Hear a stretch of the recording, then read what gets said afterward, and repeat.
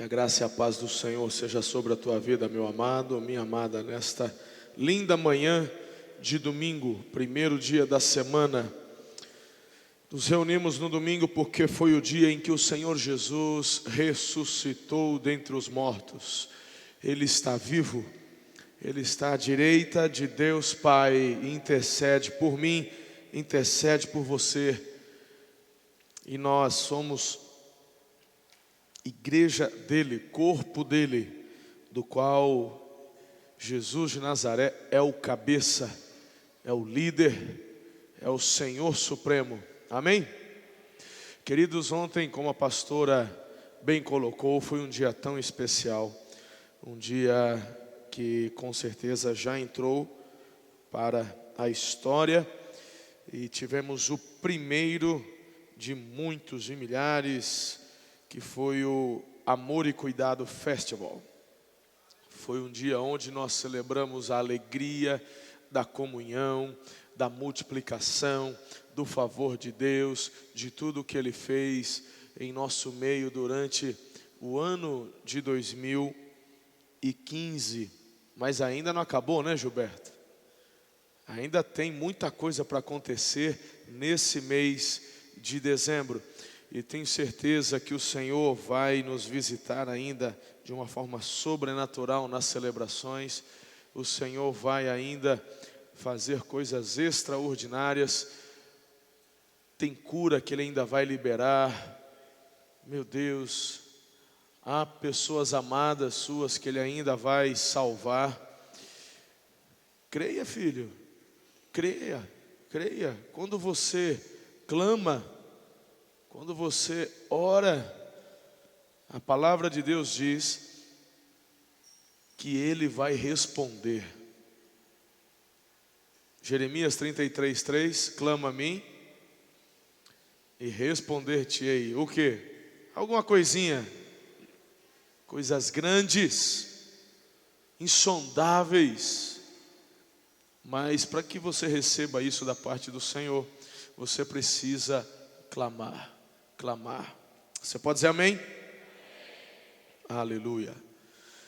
Vem aí Semeando 2016. Dia 20 de dezembro, repita comigo, 20 de dezembro. Vai acontecer o Semeando 2016. Meu irmão, é algo que o Espírito Santo confirmou no meu coração.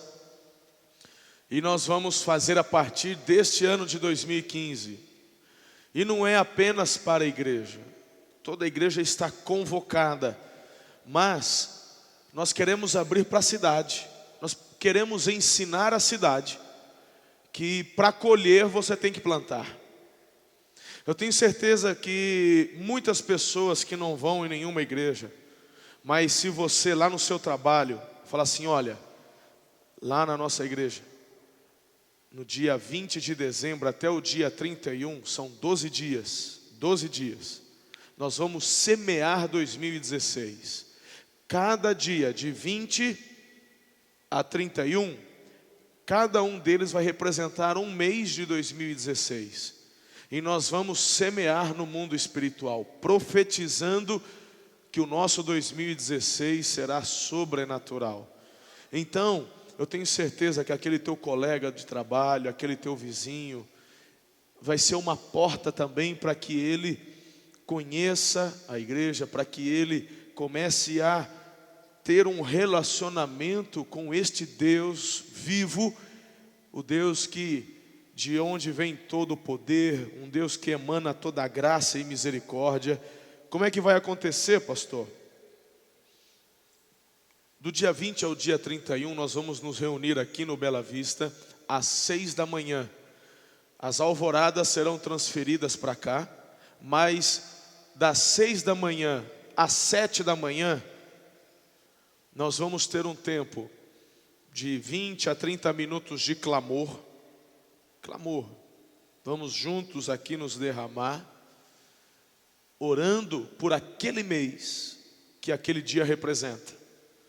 Pedindo, clamando, colocando diante do Senhor. E você que, como eu, aprendeu com Jesus a fazer planejamento, A igreja já está desde o final de setembro, início de outubro, com todo o planejamento de 2016 pronto. A tua igreja é uma igreja organizada. Nós já planejamos 2016. Nós já temos todo um calendário pronto. Sabemos o que vai acontecer e estamos abertos para as surpresas do Espírito Santo também. Porque tem coisas que nós não planejamos, mas que Ele vai fazer. Ele vai abrir portas, não é? Vai trazer pessoas para compartilhar conosco. E assim é que acontece. Mas com o calendário na mão, você também com a sua programação. Então no dia 20, às 6 da manhã, representa janeiro. Muitos vão sair de férias. Nós vamos clamar pelo nosso janeiro. É o início do ano. Que seja também um tempo de descanso para aqueles que vão poder descansar. Para aqueles que janeiro é bem puxado, nós vamos clamar para que esse início de ano seja sobrenatural. E vamos profetizar, plantar no mundo espiritual. E aí nós vamos celebrar a ceia, como acabamos de participar aqui. Nós vamos celebrar durante 12 dias a ceia do Senhor toda manhã. Toda manhã. E eu vou também... Isso eu quero para mim, e eu vou dar oportunidade para vocês. Não é questão do valor, mas é a questão da semente. Você pode separar uma oferta e dividir ela em 12. E cada dia, no final dessa celebração, você coloca essa semente, representando aquilo que o Senhor supre a você, o que Ele vai realizar também na sua vida, no seu trabalho, nas suas finanças. Então nós vamos fazer isso para a glória de Jesus. 12 dias semeando 2016. Eu já declarei terça passada que nestes 12 dias eu vou jejuar. Eu vou apenas ficar na água, porque eu creio, querido, que vai ser sobrenatural o ano que vamos viver em 2016. Pode dizer amém? E eu queria encorajar você. Você não precisa... Você só faça isso se o Senhor mandar. Não estou mandando, nem falando para você jejuar só na água esses 12 dias. É algo que eu vou fazer pela igreja, por sua vida. Mas alguma coisa você pode fazer. De repente você pode tirar um café, você pode tirar um refrigerante. Pastor, mas é ceia de Natal. Eu sei, filho. Mas a Bíblia fala que semear... Normalmente a Bíblia fala assim: muitos estão semeando em lágrimas, mas colherão com... Você não conhece a palavra não, irmãos? Colherão com júbilos de alegria. Os que em lágrimas semeiam, com júbilos colherão. Então, para colher tem que plantar, não é? E plantar você tem que arar a terra, tem que limpar a terra, você tem que adubar, você tem que lançar semente, você tem que cuidar, regar. É trabalho. Então, em nome de Jesus, ore a Ele, fala: Senhor, o que eu posso te oferecer, não é? Em jejum, nesses 12 dias, além desse tempo onde eu vou estar semeando, me derramando por 2016. Quem está entendendo? Querido, vai ser poderoso. Eu no meu ministério nunca tinha feito isso antes. Você já tinha feito, Gilberto? Eu creio que é algo de Deus para os nossos corações. 12 dias semeando 12 meses. Vai ser demais. Vamos orar por isso agora?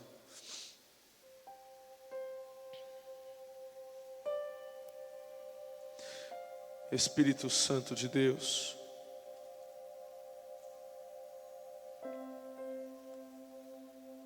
nós reconhecemos que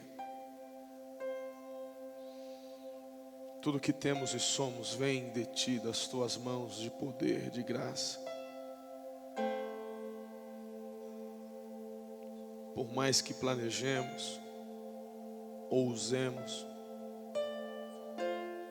se o Senhor não edificar a casa, em vão vigia o sentinela. Muitos dos meus irmãos já estão planejando 2016, como eu, como a minha equipe.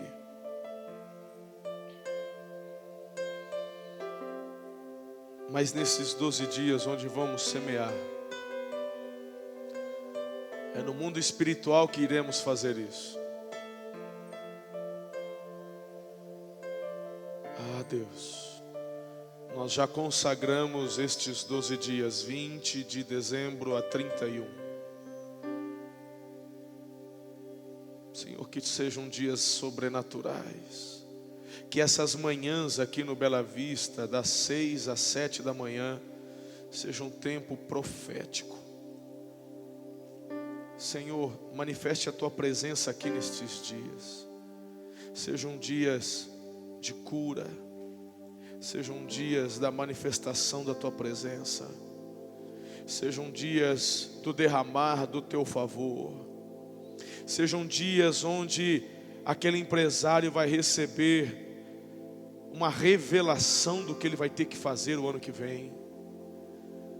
Que sejam dias onde aquele funcionário receberá do Senhor a graça para poder crescer, romper. Sejam dias onde aquele desempregado receberá do Senhor uma porta aberta. Sejam dias onde aquele estudante, Senhor, vai poder celebrar a passagem em um vestibular. Em nome de Jesus. Serão dias onde no mundo espiritual será declarado, decretado a salvação e a conversão de entes que nós amamos, parentes queridos que queremos ver no céu conosco. Serão dias onde iremos profetizar a multiplicação das nossas células e o avanço do Evangelho na nossa cidade e no nosso país. Que venha sobre nós o Teu favor, a Tua graça, a multiplicação das Tuas misericórdias. Seja conosco, Senhor, nessa manhã. Inspira-nos com Tua palavra poderosa. Amado Espírito Santo, Tu tens o governo da minha vida, o governo da igreja. Esconda-me atrás da cruz de Cristo, que Ele cresça, que eu diminua.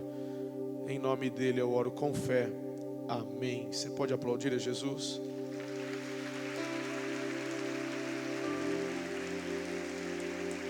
Aleluia. Vou te encontrar aqui dia 20 às 6 da manhã, se Deus quiser. Vai ser poderoso, eu creio. A mensagem desta manhã aos nossos corações é esta: evite que a crise nacional se transforme em uma crise pessoal. Leia comigo.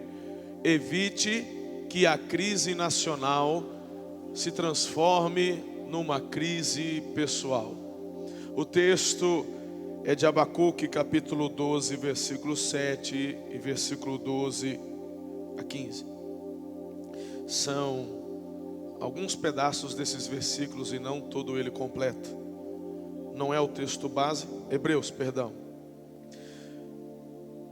Acompanhe comigo a leitura. Suportem as dificuldades, fortaleçam as mãos enfraquecidas e os joelhos vacilantes. Façam caminhos retos para os seus pés. Cuidem que ninguém se exclua da graça de Deus, que nenhuma raiz de amargura brote em seus corações. Queridos, infelizmente a palavra do momento no Brasil chama-se crise.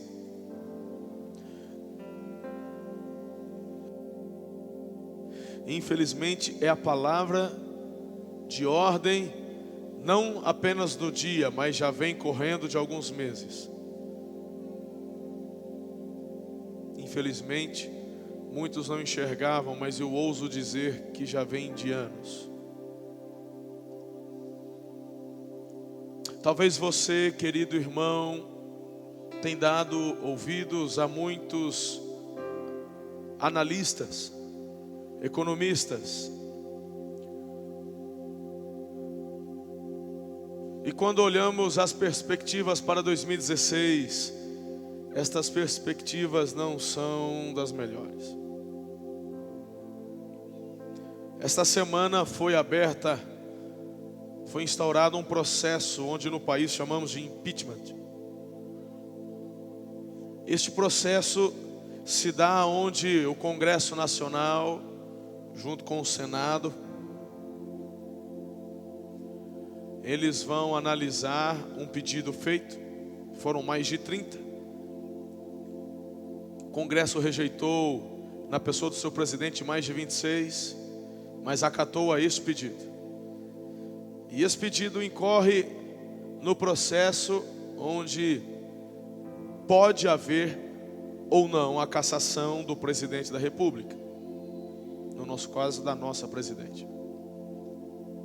Eu não estou aqui para discutir os méritos da questão, mas eu estou aqui porque, como boca de Deus, eu quero inspirar teu coração, filhos, para que você não permita que uma crise nacional se instaure no seu coração e se torne uma crise pessoal. Tem pessoas que param de viver, tem pessoas que começam a pensar só na crise, tem pessoas que só começam a pensar nisso. Nas ruas, nas praças, nas rodinhas de amigos, na mídia, na empresa, na escola. Incrível, não se fala de outra coisa senão a crise econômica nacional. Queda da bolsa, desvalorização do real, desemprego, perdas. Em cidades mais industrializadas como Birigui, meu Deus, é pior. Um sentimento de negatividade, instabilidade, é o que a gente sente com relação ao nosso futuro. E eu quero te fazer uma pergunta: como é que você está lidando com toda essa situação? Sei que muitos aqui gostariam hoje de pensar em outras coisas, mas não nesse assunto. Mas eu convido você para uma reflexão pessoal. Convido você para analisarmos este tema usando uma outra perspectiva, bem mais pessoal e positiva, para a tua vida e para a minha vida. Cabe pontuar aqui também, querido, um quadro de crise no Brasil, mas não apenas econômico. Há uma crise na sociedade, há uma crise no planeta que não é novo. A gente vive uma crise ética, moral, espiritual, relacional. Vivemos uma crise familiar. Tudo isso está instalado e crescente em todo o mundo e não apenas no Brasil. E é interessante porque esse tipo de crise que eu acabei de citar não causa queda em Wall Street, não causa queda no Bovespa. Por que será? Infelizmente, querido, é que quando o nosso bolso é atingido, é que a coisa muda. Um ateu, filósofo francês do século 17, Voltaire, ele escreveu: quando se trata de dinheiro, todos somos da mesma religião. Isso é nojento, isso é ridículo, é asqueroso. Mas infelizmente para uma esmagadora maioria é a verdade. Difícil dizer que nesse caso um ateu tem razão. O mundo está em crise há muito tempo, essa que é a verdade. Todavia, hoje a crise se acentuou na humanidade. Nunca tivemos na história tantos suicídios, nunca tivemos tantos assassinatos, nunca tivemos tantos divórcios, nunca tivemos tantos problemas com drogas. Enfim, uma das palavras mais usadas hoje é a palavra crise. Além dessa crise do momento, fala-se ainda sobre crise de identidade. É onde o homem está refletindo se ele é homem. É onde mulher está refletindo se ela é mulher. O pior que Satanás é tão astuto, mentiroso, asqueroso, que onde não deveria existir crise, existe. Porque as pessoas começam a ouvir as mentiras que ele joga. Pelo amor de Deus. Crise de identidade. Crise de identidade. Mas também se fala de crise de abastecimento. Desde o ano passado, São Paulo, pelo menos nos 2 últimos anos, São Paulo vem sofrendo com uma crise de abastecimento. Tem chovido bem nos últimos meses, mas o sistema de abastecimento de água em São Paulo, do Cantareira, ainda está num nível crítico. Chove, chove, chove, chove, chove, inunda, e o sistema ainda está ali pertinho. Ele só saiu do volume morto. O volume morto é um volume que não deveria ser usado.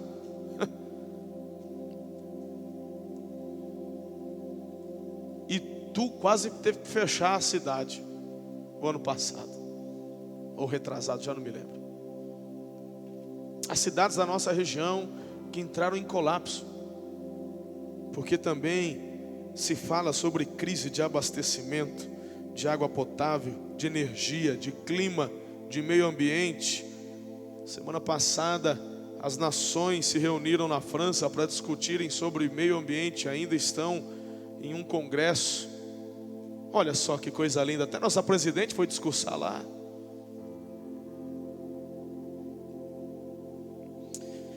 Fala-se sobre crise no Oriente Médio, fala-se sobre crise de petróleo, crise de segurança pública. E é claro, até a crise dos 40 anos. Está na moda hoje a palavra crise. Meu Deus. Pastor, o que vem a ser uma crise? Olha que interessante, talvez você tenha ouvido essa palavra, mas não conhece ela de uma forma mais profunda. Eu fui até o pai dos burros, para poder, para quem não sabe, dicionário, para poder ver ali a palavra no seu contexto mais profundo, crise. Ela vem do grego crisis.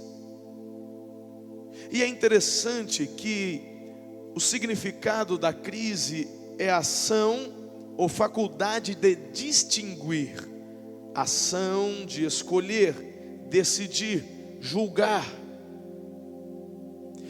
E essa concepção original da palavra mostra na sua origem que a crise, ela não aponta para algo ruim, mas ela aponta para um momento marcante, ela aponta para um momento especial. Na China, a palavra crise é a junção de 2 palavras. É a junção da palavra perigo e da palavra oportunidade. A junção dessas 2 figuras na língua chinesa, que é uma cultura milenar, significa crise. Eu queria que você olhasse hoje para essa palavra, querido, e desenvolvesse uma concepção diferente daquela que está sendo passada. Tem pessoas que olham apenas para esse lado profundo negativo e se desesperam. Eu me lembro porque em 2008 nós tivemos uma crise mundial muito... 2008, aquela crise mundial terrível. Estados Unidos, meu irmão, quando os Estados Unidos começou a ficar meio bambo, aí pronto, aí lascou. Se os Estados Unidos está em crise, aquela bolha imobiliária, inflacionária, imobiliária lá nos Estados Unidos, onde o pessoal começou a perder as suas casas. Falou, se os Estados Unidos estão numa crise, o que vai acontecer com a gente? Aquela onda que o Lula falava, não é marolinha. Foi maquiando e estourou, né, irmão? Tem jeito. Não dá para jogar tudo embaixo do tapete. Uma hora, o tapete levanta. Só se procrastina. Então, olha para esse momento, para essa oportunidade. Para de empurrar o problema e vão para cima. Tem gente que na crise senta e chora. Mas tem pessoas que ouvem uma mensagem como essa, têm seus olhos abertos e começam a vender lenços. Quem entendeu? O povo de Israel foi exilado na Babilônia, e o texto diz que às margens da Babilônia sentamos e choramos. Bem assim, patinho feio, bem tadinho de nós. Primeira coisa, por que Deus permitiu o exílio do povo de Israel por mais de 70 anos na terra estrangeira? Primeiro, por conta dos próprios atos. Eles colheram o que eles plantaram. Então a crise é um momento para a gente refletir, é um momento para a gente avaliar, é um momento para a gente pensar, é um momento onde, queridos, precisamos levantar os nossos olhos, reavaliar, tirar o que de errado que fizemos, avaliar o perigo que aquela situação está proporcionando e começarmos a enxergar as oportunidades. Como eu disse, se não me falha a memória, na terça-feira aqui no Tadel, são nos momentos de crise, de instabilidade, onde muitos avivamentos se expandiram em muitas nações. É um momento de oportunidade. Queridos, há um ditado chinês. Hoje eu estou bem chinês hoje, né? Bem Xing Ling. Mas há um ditado chinês que diz assim: você só conhece o sabor do chá quando você põe água quente. Você só vai saber o sabor do chá quando põe água quente. Você sabia que a palavra de Deus diz assim: é necessário que exista provação? Sabia ou não? Deus fala, é necessário que haja provação. Para quê? Para saber quem são os aprovados. Ô louco. Meu irmão, o evangelho que a gente prega nessa igreja não é evangelho tabajara não, filho. Não é evangelho do sal grosso para você. Não. É o evangelho onde a gente fala a verdade. Porque a Bíblia fala que, Jesus contando essa parábola, que o Senhor veio e lançou a semente do trigo. Mas veio o inimigo daquele Senhor e jogou semente de joio. Você sabe o que é joio? Sabe ou não? Isso aqui é um trigo.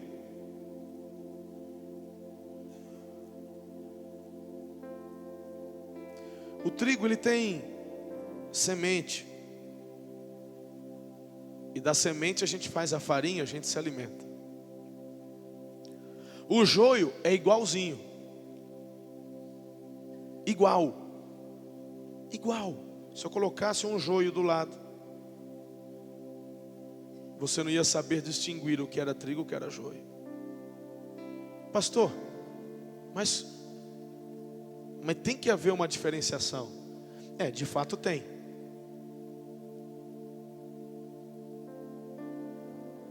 É que o trigo, quando ele chega nesse momento já de ser colhido, o que você está vendo aqui? Ele se curva. Sabe por quê? Porque ele está carregado de multiplicação. Ele tem nele o DNA da vida, de gerar vida, de gerar multiplicação. O joio, ele não se curva, ele está reto, porque ele não tem fruto.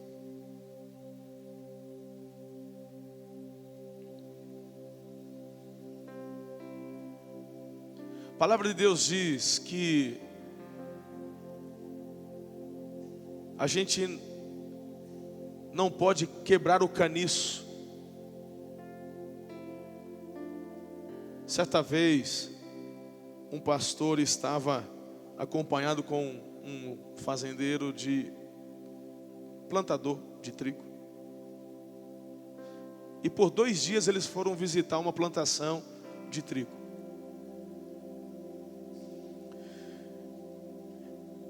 E aquele pastor ficou assim abismado, porque o fazendeiro lá, o lavrador, pegou a sua caminhonete e começou a andar no meio da plantação. E já estava... O pastor, ele estava muito feliz porque ele nunca tinha visto uma plantação. E é lindo. Eu já vi, eu já estive lá. É demais. E o camarada ia passando, ia Ele olhava para trás, ficava aquela marca. Onde os pneus passavam, ficava o caminho do pneu. Porque ele deitava.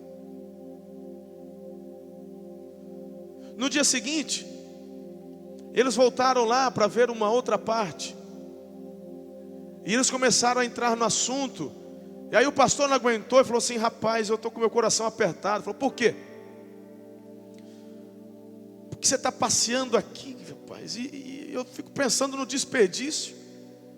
Você está andando, não tem um caminho, você está andando no meio da lavoura e está fazendo um caminho com o seu carro, você está perdendo muito trigo. Ele falou: não, pastor, estou perdendo não. Está assim, olha ali para trás, e onde eles acabaram de passar estava o trigo todo deitado assim. Aí aquele lavrador começou a sorrir e disse: você se lembra onde nós passamos ontem? Lembro, foi ali. Olha lá, pastor. E quando o pastor olhou pelo caminho que eles fizeram no dia anterior, o trigo estava assim. Ué, o que aconteceu? Falou: o trigo pode vir o carro e passar, mas no dia seguinte ele está de pé de novo. Eu não sabia disso. Só que, pastor, presta atenção. Tem um detalhe. Não pode quebrar o caniço. Se quebra o cano, ele não levanta mais. O que o diabo quer fazer com você na crise é quebrar o teu cano.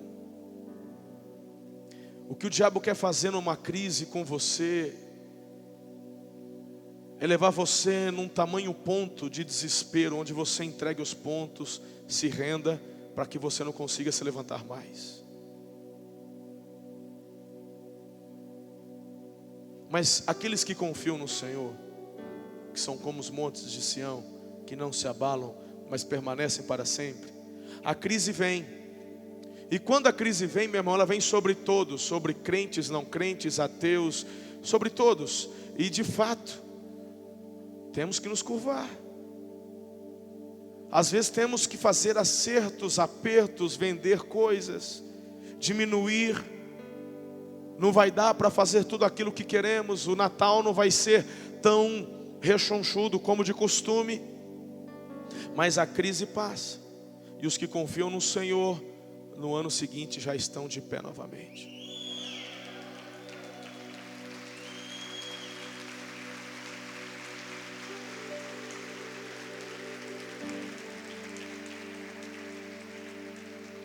Na crise de 2008, eu me lembro de um bilionário russo que tinha sua fortuna avaliada em 28 bilhões de dólares ou euros.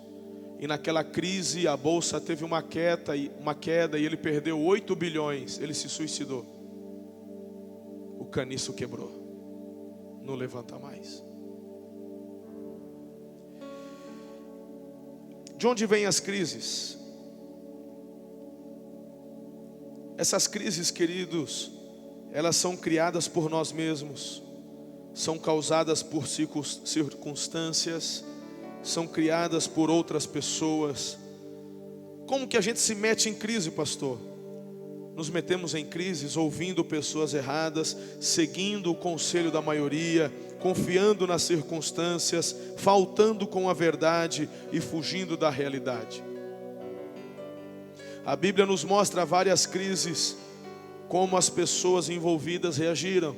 E eu quero usar a palavra de Deus nessa manhã para, em um texto, em um momento de crise, te mostrar como reagir diante dela. Pode dizer amém? Então abra sua Bíblia agora sim no nosso texto de 2 Reis, capítulo 4, versículo 38.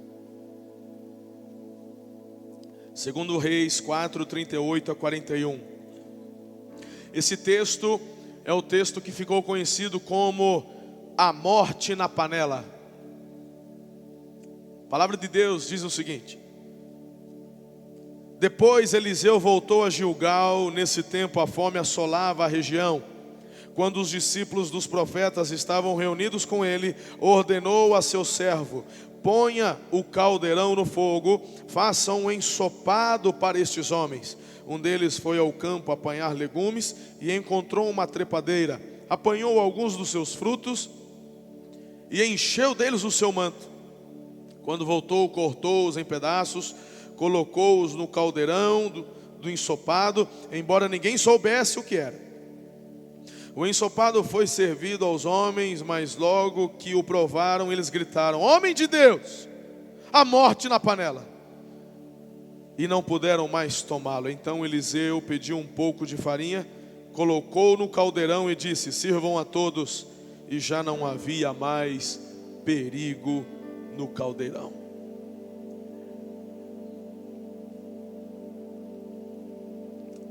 O contexto aqui fala sobre Gilgal, uma região chamada Gilgal. Aqui nós estamos falando de Eliseu, profeta Eliseu e os seus discípulos. Havia uma escola de profeta, mas na região de Gilgal, nesse tempo, era um tempo de crise, era um tempo de fome, era um tempo, queridos, onde era uma situação onde as pessoas estavam passando por grande necessidade. A palavra Gilgal significa círculo, porque era uma cidade situada perto ali de Jericó, ficava a cerca de 6 quilômetros de Betel, e ela era cercada por rochas, pedras, e por isso ela ganhou esse nome. E havia ali uma escola, como eu já disse a vocês, a escola de profetas.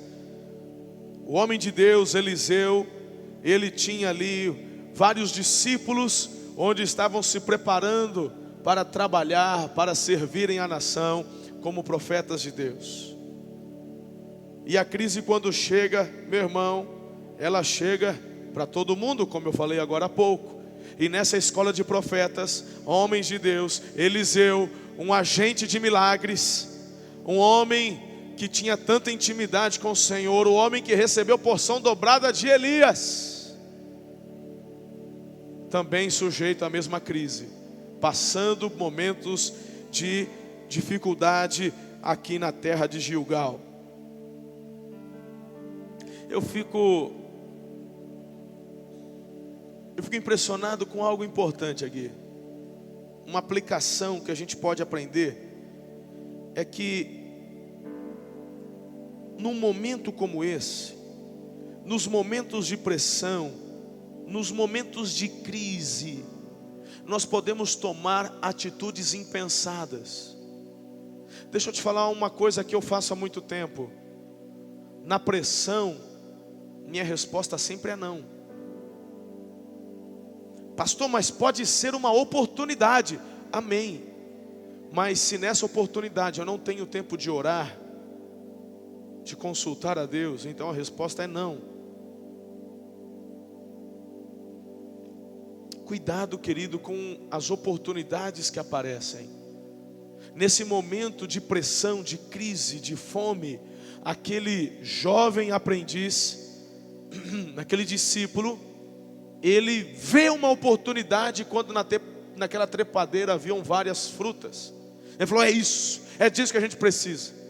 Essa é a porta que Deus está nos dando. Essa é a porta para a gente ter aqui um café da manhã, um almoço, uma janta, que há muito tempo não tínhamos. É porta de Deus. E ele estava levando para casa a morte. De repente você está trabalhando, você saiu de casa, você orou: Deus abençoe meu dia. E de repente você se depara, meu irmão, você sai para colher algumas hortaliças, você sai para aquele dia de trabalho, para que através do seu trabalho, você sabe que não tem nada extraordinário programado. Você está ali preparado para colher um gilozinho, e de repente uma trepadeira com frutos coloridos. Falar: é Deus, é Deus. Vai orar e pergunta para Ele se é dele.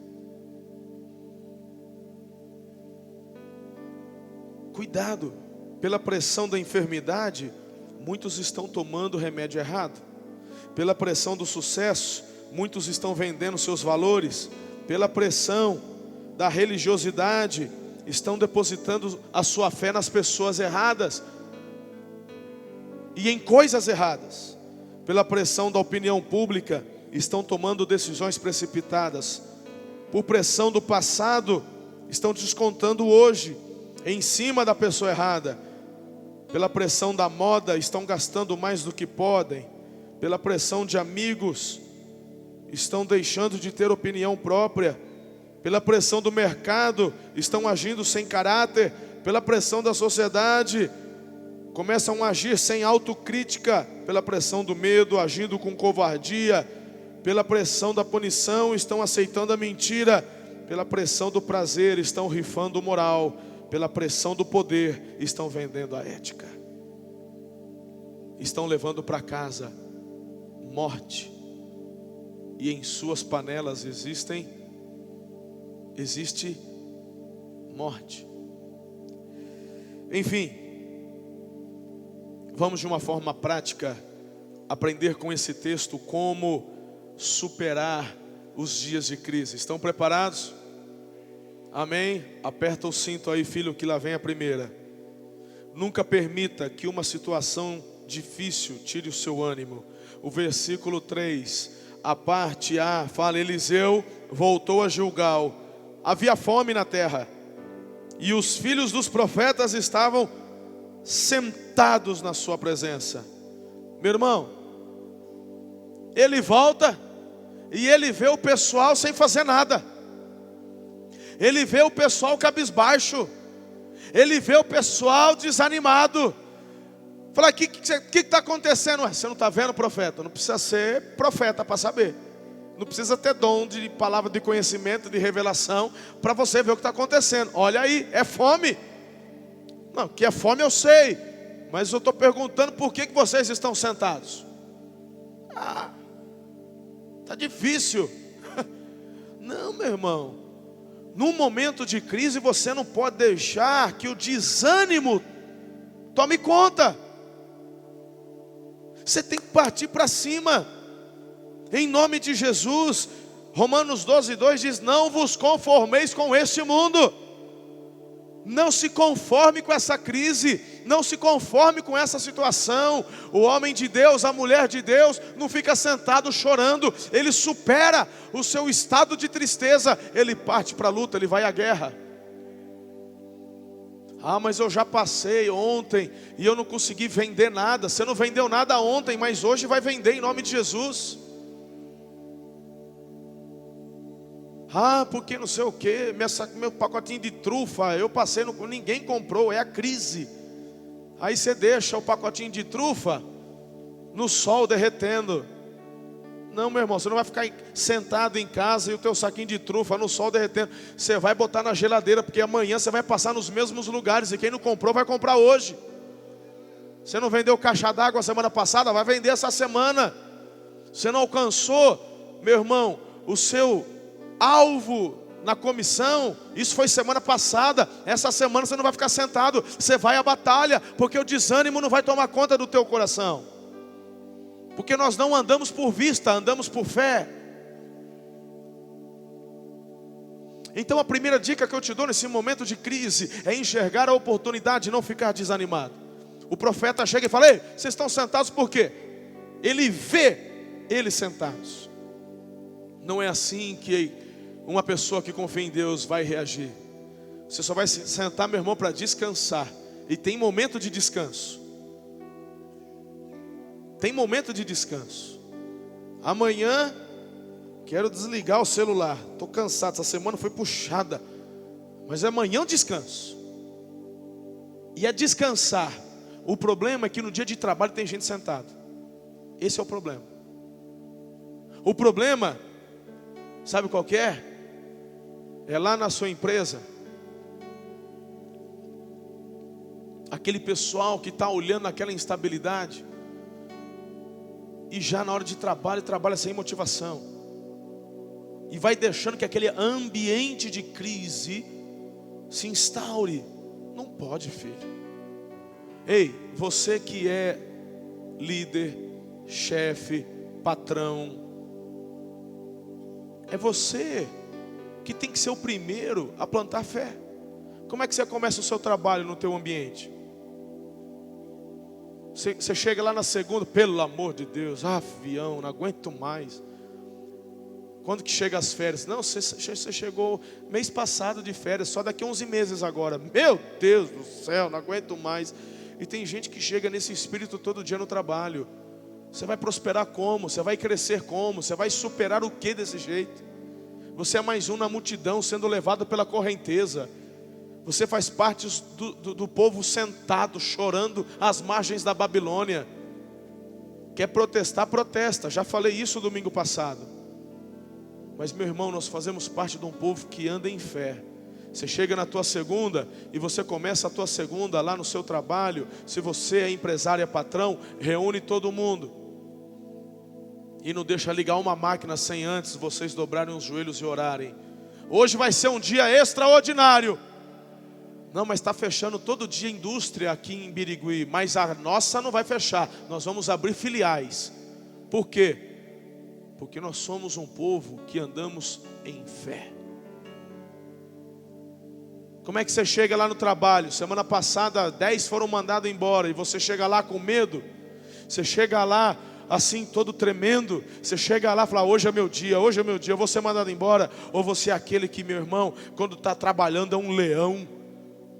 O patrão chega e fala, meu Deus do céu, quem que eu vou mandar embora? Eu preciso mandar alguém embora. Aí ele olha, eu vou mandar aquele mal acabado mesmo, porque olha essa cara dele. Só de olhar para a cara dele eu estou desanimado. Ele até faz o servicinho dele, mas pensa um camarada mais ou menos. Mas aquele lá é diferente. Aquele camarada lá, depois que o povo começou a ser mandado embora, ele se agigantou. Eu olho para ele, eu fico motivado. Ele é o primeiro a chegar, ele é o último a sair. Ele não faz corpo mole. Os outros ficam parando para tomar tereré, meu irmão. Ele vai produzindo, ele está fazendo trabalho de 2, 3 juntos. Eu vou mandar os outros embora. Esse daqui, põe ele como chefe. A primeira dica é você não ficar sentado e não ser tomado pelo desânimo. Quem entendeu? Segundo lugar, decida agir com naturalidade e calma. No versículo 3, o homem de Deus vê a situação e ele não fica desesperado. Ele não fala, pelo amor de Deus, quem tinha que me ajudar não me ajuda. Eu estou vindo de Gilgal, estou falando com os líderes da cidade, estou conversando com o povo, está todo mundo chorando, todo mundo desanimado. Eu chego na sala, na escola de profetas, homens que são homens de Deus, e estão aí, desse jeito não dá, eu vou embora, porque... Meu irmão, não. Ele age com naturalidade. Ele dá direção. Ele aponta o caminho. Ele não senta também. Ele olha, ele vê e ele traz ânimo. Ele fala, e disse ao seu moço, põe a panela grande. Põe a panela grande. Faz um caldo de ervas para os filhos dos profetas. Ele não fala assim, tá difícil. Pega a frigideira. Pega a frigideira, a pequenininha. Ele fala, pega a panela grande. Ô profeta, mas tá bom, eu pego, mas mas é grande, não tem nem o que pôr nessa grande. Não é? Não tem. O homem de Deus, ele dá direção com calma, com serenidade. Pega a panela grande e ele aponta o caminho. Faz isso. Nós vamos fazer um caldo, nós vamos alimentar esse pessoal aqui. Sabe o que é legal? É legal que o aprendiz, o discípulo não discute. Por quê que ele não fala? Mas não tem nada, ele não fala isso. Ele ouve a voz do líder e ele obedece. Porque o líder, no caso aqui Eliseu, sempre tinha uma palavra certa. A palavra que o líder lança não volta atrás, não volta vazia. Porque ele o dá na direção de Deus. Sabe quando um líder começa a perder o respeito? Quando ele atira para tudo quanto é lado. É quando um camarada, ele tenta de tudo. É quando ele, meu irmão, é desesperado. Aí o pessoal fala, mas de novo, cara, ele quer mudar, quer fazer. Ontem eu chorei muito diante de Deus aqui, vendo aquela festa, mas de emoção, de alegria. Porque eu me lembro quando o Senhor me deu a visão do Amor e Cuidado Festival. E alguns falaram assim, pastor, mas não tem nada para fazer no Bela Vista. Não tem campo de futebol, não tem piscina para nadar, não tem não tem o que fazer, pastor, olha, não tem nada. E eu falei, vai dar certo. Porque Deus me deu a direção. Ontem às 7:30 da manhã já estávamos batizando. E quem passou ontem por aqui, filhos, é interessante que choveu na sexta. Está chovendo agora. Mas ontem o povo ficou que nem um boto cor-de-rosa de tanto sol que tomou. E a gente vê, querido, que a alegria tomou conta dos corações. De fato, a gente não tem campo de futebol aqui, mas colocaram 2 golzinhos ali na frente. A gente não tem campo de vôlei, mas pegaram aquelas palmeiras e amarraram uma corda no meio e fizeram uma quadra de vôlei. Colocaram slackline, tinha, meu irmão... O Wagner falou assim, pastor, a gente se preparou esperava X, mas o resultado foi 4x do que a gente esperava. O povo vinha e não queria ir embora. Sabe aquela coisa gostosa que o povo faz a situação e o ambiente? Nós tínhamos uma lona que nós trocamos lá, porque... Escuta o que eu estou te falando, filho. Olha aqui. Aquela lona, aquele banner de 15 metros lá na frente que você passa embaixo dele toda vez, é caríssimo, é caro.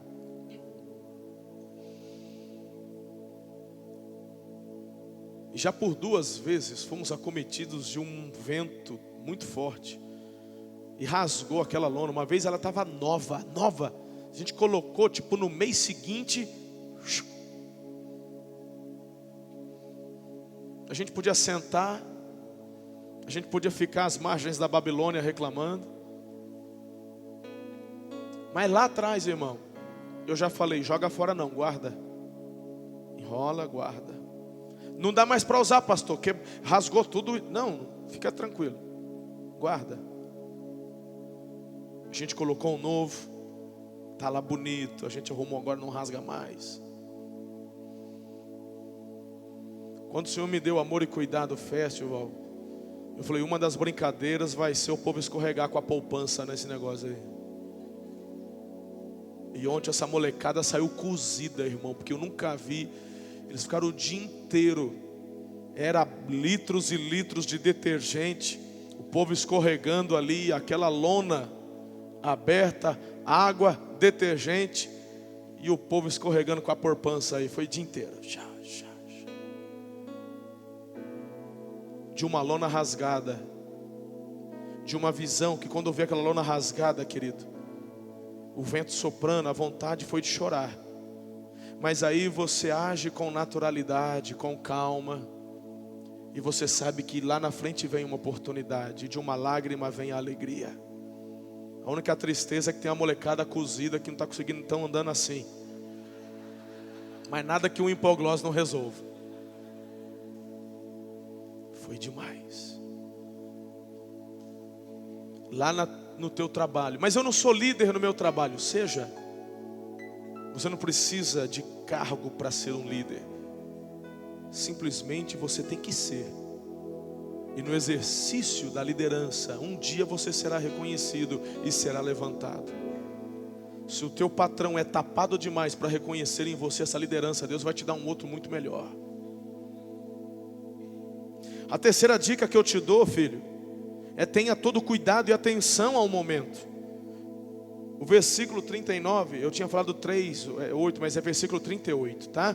Que eu estava lendo. E o versículo 39 diz, um deles saiu ao campo apanhar ervas.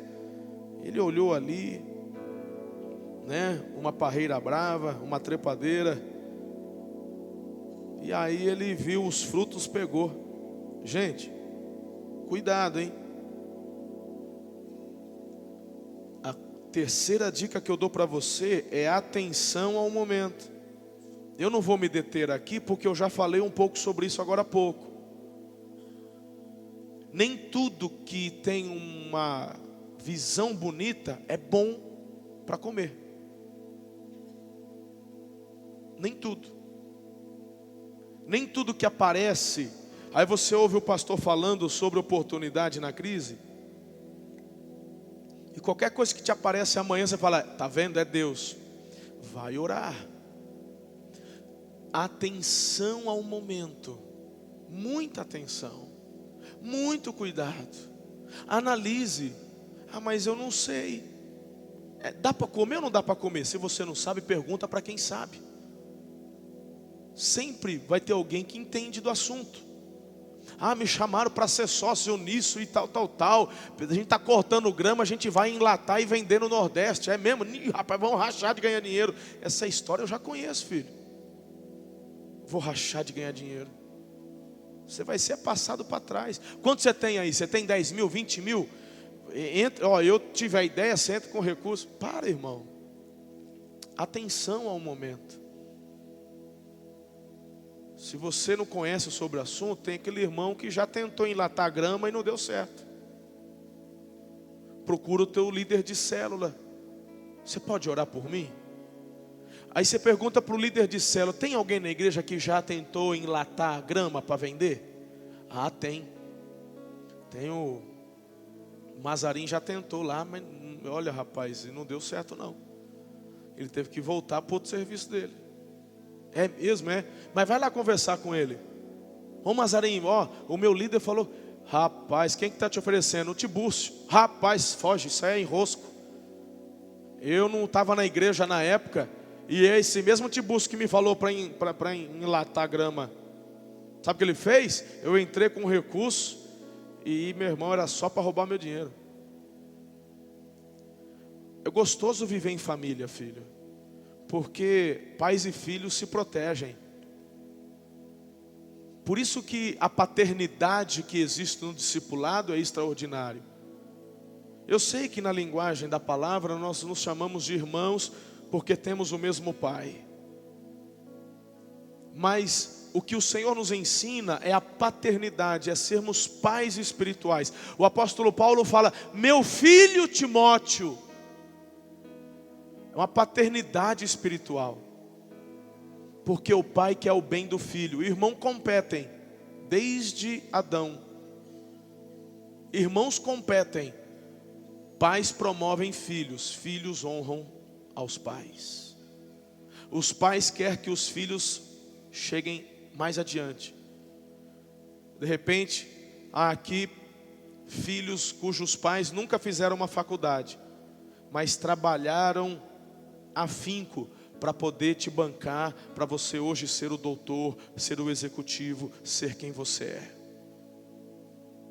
É interessante que os nossos pais muitas vezes falam, não, ele que se lasque, eu nunca estudei, já que eu consigo pagar a faculdade para ele, deixa eu pagar para mim primeiro. Não, os pais querem ver os filhos indo mais longe. Esse é o sentimento aqui na igreja. Então aproveite esse ambiente de paternidade. Faça parte de uma célula. Ande com o seu líder. Tenha um discipulador, tenha uma discipuladora. E muito além, seja um discipulador e seja uma discipuladora. Porque Deus nos dá esta capacidade, não apenas de sermos filhos, mas de sermos pais. Amém? Quarta dica que eu te dou. Estamos juntos até aqui? Coloque sempre tudo à prova, filho. Assim tiraram de comer para os homens, e havendo provado o caldo, seja sábio, coloca essa situação à prova. Não chega já tuchando a barriga.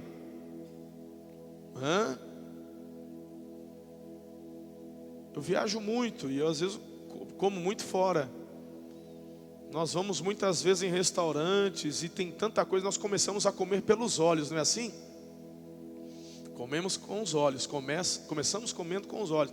E queridos, cuidado. Eu me lembro, a primeira vez que eu estive no Japão pregando, nós estávamos lá no Japão, e depois de uma conferência, nós fomos a um restaurante, e pedimos um prato, comemos. Eu sou apaixonado pela culinária japonesa. Quem aqui é japonês me chama para comer em casa, sushi, tudo que for do japonês eu gosto de comer. E a gente estava lá, a gente comeu. Aí o Eric Farley, muitos de vocês conhecem, pastor Eric. Aí estava eu e ele no restaurante, pastor Domingos estava numa outra mesa, estava eu e o Eric. Ele falou, rapaz, estou doido para comer um docinho, ele falou para mim. É mesmo? Então come, pede. Aí ele pegou lá o cardápio, aí ele viu uma taça, sabe aquelas taças de sundae? Ele viu aquela taça enorme. Ele olhou, tudo escrito em japonês, irmão. Só tinha a foto da taça de sundae, parecia um sorvete verde assim. Ele olhou, eu quero esse, todo florido, cheio de coisa, de pompa. É de pistache. Falei, mas onde está escrito em inglês aí? Ele falou, não, está tudo em japonês, mas é pistache. Eu olhei. Aí eu tenho que confessar um pecado, irmão. A hora que eu vi a foto, eu matei a charada. Eu tentei avisar, né? Falei, rapaz, você não quer perguntar? Não, é esse, é pistache. É cor de pistache. Mas na hora eu sabia, falei, isso é de chá verde. Mas eu fiquei quieto, só para ver. Ele foi lá, comprou. Veio aquela taça, meu irmão, ele comeu com os olhos. Aí tinha uma taça linda, cheia daquele sorvete. Tinha umas bolinhas assim, brancas, né? Falei, beijinho. Tinha umas outras bolinhas assim, marrom. Falou, é brigadeiro. E aí tinha um pouquinho de chantilly em cima e aquele canudinho. Ele olhou para mim e falou, tá vendo? Tipo assim, com os olhos. Viu? Pistache. Baba aí. Você não quis pedir? Baba. Eu só aqui. Cruzei o braço, fiquei de frente. Meu irmão, eu tinha tanta certeza do que ia acontecer que eu gravei no celular. Eu tenho até hoje guardado esse vídeo. A hora que ele pegou a colher e mandou na boca, a cara dele, meu irmão, me deu cólica de tanto que eu ri. O pessoal teve que levantar da igreja que estava lá e falou, pastor, ri mais baixo que japonês, é muito barulho, eles ficam incomodados. O japonesada parou de comer, ficou olhando. Meu irmão, eu quase rolei no chão de rir. Eu quase rolei. Aí eu chamei o pastor Marco Antônio, que estava junto, que pregou aqui para vocês, aqui na conferência de família. Ele estava junto, eu chamei ele e falei, expliquei, e o Eric, né, com aquela cara. Aí pronto, eram dois dando escândalo no restaurante, chorando. Um abraçando o outro, chorando de rir. E o Eric então botou aquilo na boca, meu. Ele fez uma cara, mas uma cara. Era sorvete de chá verde. Não tinha gosto, não tinha doce. Eu falei, pois você vai comer agora. Você vai comer tudo. E aí ele falava, eu vou tentar. Ele botava mais um, aí ele gorfava de volta. Ele não aguentava de tão ruim que era aquele trem. Aí ele falou assim, eu vou comer o brigadeiro. Eu já sabia, irmão, que era. Ele pegou o beijinho, eu vou comer o beijinho. A hora que ele pôs o beijinho na boca, ele mastigou de novo aquela cara, só que pior. Aí, meu irmão, eu tive que trançar as pernas para não mijar nas calças de tanto rir. Era goma de arroz. Aí a boca dele estava tão esquisita, estava tão... Ele falou assim, eu vou apelar para o brigadeiro. Eu já conhecia também, irmão. Aí eu tive que ir para o banheiro, não teve jeito. Era doce de feijão.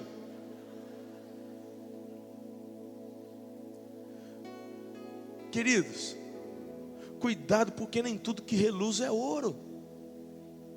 A quarta dica que eu dou para você é: coloque à prova. Pergunte. Vamos voltar no ponto anterior.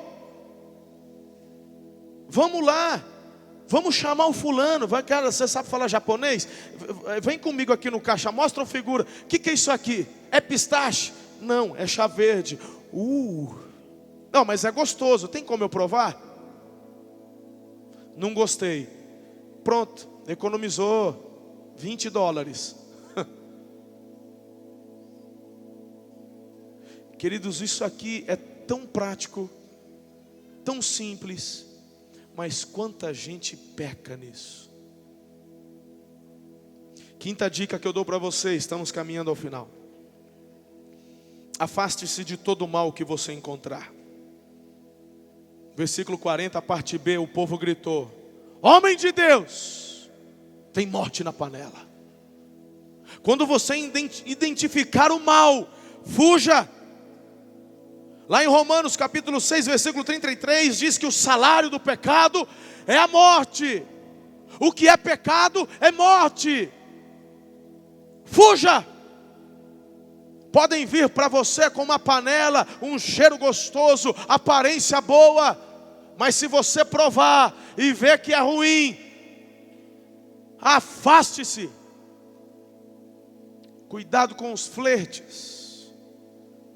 Cuidado com aquilo que tem aparência de bom, mas ao provar, identificando o que é ruim, em nome de Jesus, querido, afaste-se disso. Afaste-se. Senão você vai acabar mal. Sexta dica que eu te dou, e última: compartilhe a fé em Jesus, o antídoto contra o mal. Pastor, como é que você enxerga Jesus aqui? É interessante que o versículo 41, olha a atitude do líder. O pessoal gritou desesperado. O ambiente era ambiente de fome. Quando chega o caldo cheiroso, todo mundo, ó, já mandando. Tem aqueles esganiçados, né, irmão? Parece Rottweiler comendo polenta. Já viu? Pensa numa visão do inferno. Você põe numa bacia, põe um Rottweiler para comer polenta, parece aqueles dorjão, 8 cilindrada, com escapamento direto. Tem gente que a hora que vai comer, parece que só tem aquilo, né? Calma, irmão, disfarça. Vai devagar. Tem gente que briga para ficar na fila. Não, é meu lugar. Vai no fim da fila, não tem problema não vai acabar. Se acabar, Jesus multiplica, confia, né? Mas eu fico imaginando aqui, num ambiente de fome, a hora que o caldo ficou pronto, o pessoal, jap, até que um que conhecia gritou: para todo mundo, tem morte na panela. Tem líder que começa a se descabelar: agora eu vou perder meus filhos, vai morrer todo mundo, ô desgraceira, ô Deus, por que na minha casa? Ah, porque o câncer chegou, ah, não, porque fui mandado embora, pelo amor de Deus. Tem homem que chega em casa, que ao invés de proporcionar paz no ambiente de casa, ele deixa todo mundo louco. Ele sente uma certa instabilidade fora e leva a instabilidade para dentro de casa. Meu irmão, o líder, quando ouve gritarem: a morte na panela, ele continua calmo e sereno. Ele fala: me traz um pouco de farinha. Deixa eu acrescentar o pão da vida onde tem morte. E o texto diz que ele joga um pouco de farinha e ele fala: pode comer, não tem mais morte aqui. Olha a simbologia disso nos dias de hoje na igreja. O que gera morte em nós é o pecado. A humanidade gritou: tem morte, estamos perdidos. E Deus fala: vocês estão perdidos? Estamos. Estamos desesperados, nós vamos morrer. E Deus fala: pera um pouquinho. Ele pega e semeia Jesus na humanidade, o pão da vida. E quem prova desse pão da vida vive para sempre. Eu e você temos a solução do mundo, queridos. Não está no impeachment, e não estou discutindo o mérito da questão. Não está na economia. A solução da crise é o pão da vida. Não aceite que as situações da crise roubem a sua fé.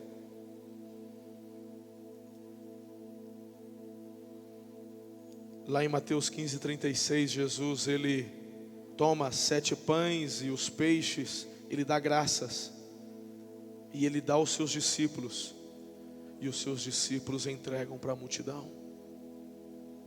Do que Deus tem me dado, eu tenho compartilhado com vocês.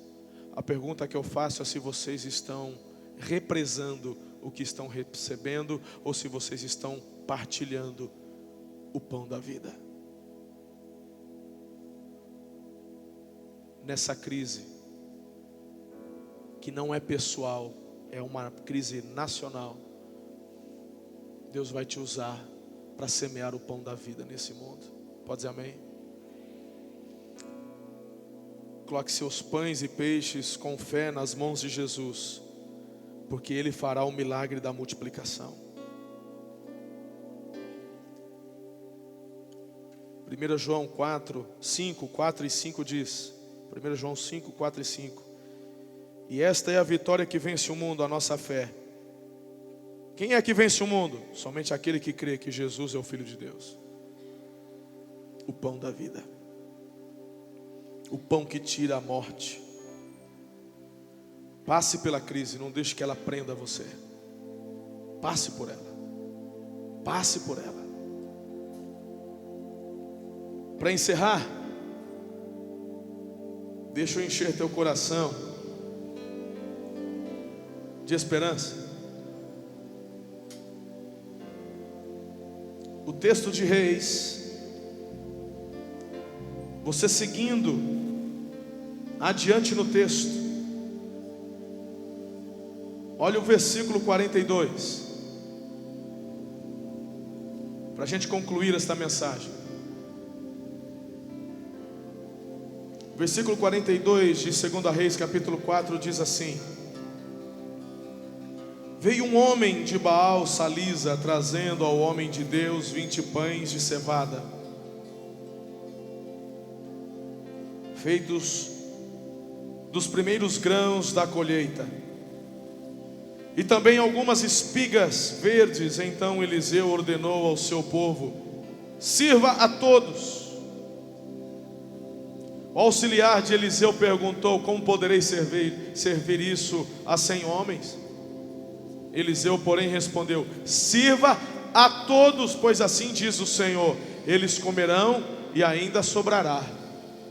Então ele serviu a todos, e conforme a palavra do Senhor, eles comeram e ainda sobrou. Olha para mim, igreja.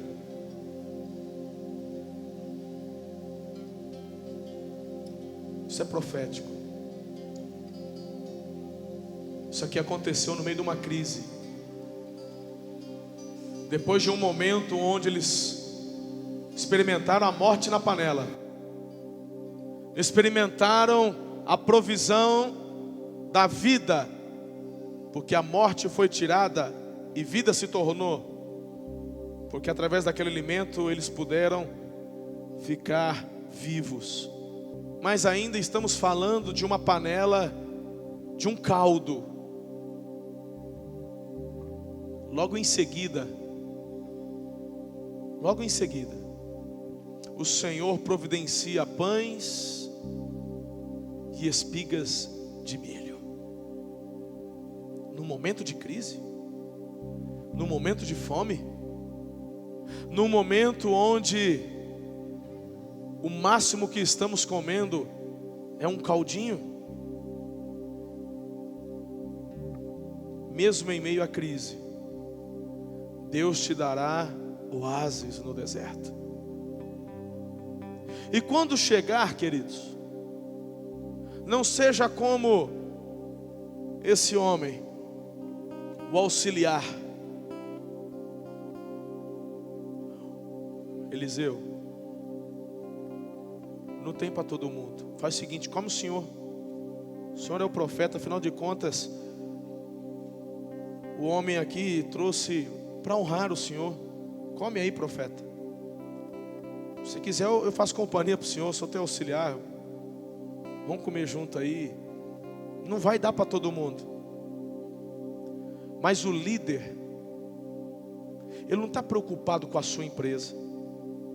Ele não está preocupado com o seu cargo. Ele não está preocupado com a sua célula. Ele não está preocupado com a sua igreja. O líder está preocupado com o povo. E Eliseu diz: alimente todos. Profeta, o senhor não entendeu. É tempo de fome, é tempo de crise. E o profeta diz: alimente todos. Profeta, o senhor não está entendendo.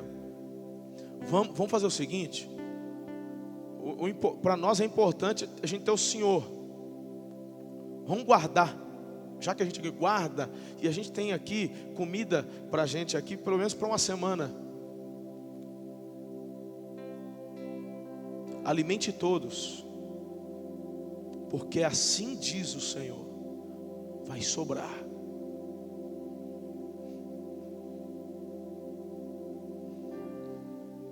Eu já ouvi pastores que nem em crise estavam, mas que ajuntavam dinheiro, provisões de recursos. Vai que vai faltar no futuro, vamos garantir.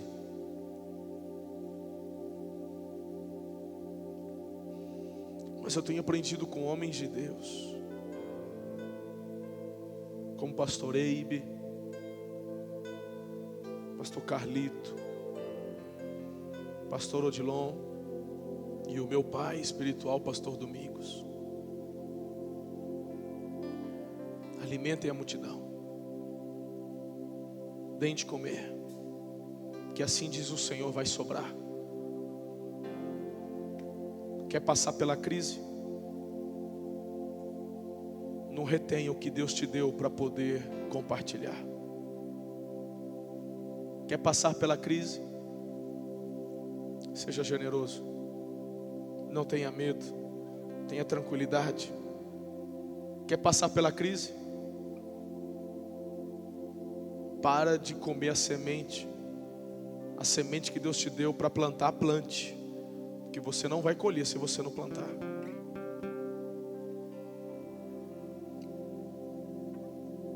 No meio da crise, eu glorifico a Deus pela diretoria e pela liderança que Ele me deu, porque eu não tenho recebido críticas. Pastor, vai devagar, toma cuidado.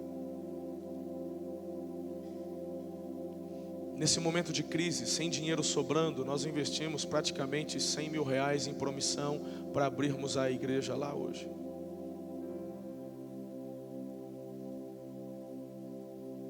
Em tempos de crise, queridos, Deus tem aberto portas para nós. Em tempos de crise, a gente conseguiu vender alguns terrenos. O Senhor nos deu sabedoria para investirmos em algumas questões, em alguns consórcios. E hoje a gente termina 2015 inaugurando a igreja, com contas pagas e com dinheiro na conta para comprarmos a área que o Senhor nos deu. Mas a igreja não parou de investir, não parou de abençoar. A igreja continua contratando líderes e pastores para poder cuidar do povo.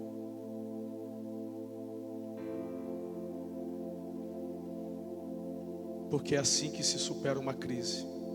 Não é sentado, é trabalhando. Não é com medo, é com confiança. Não é retendo, mas é plantando.